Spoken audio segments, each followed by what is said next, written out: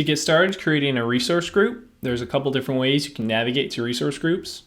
If you see it here in the top Azure Services, if you see it in the navigation bar down below, you can come over to the nav bar with the hamburger menu, and if it's favorited as a list of Azure Services, you can select it from here as well.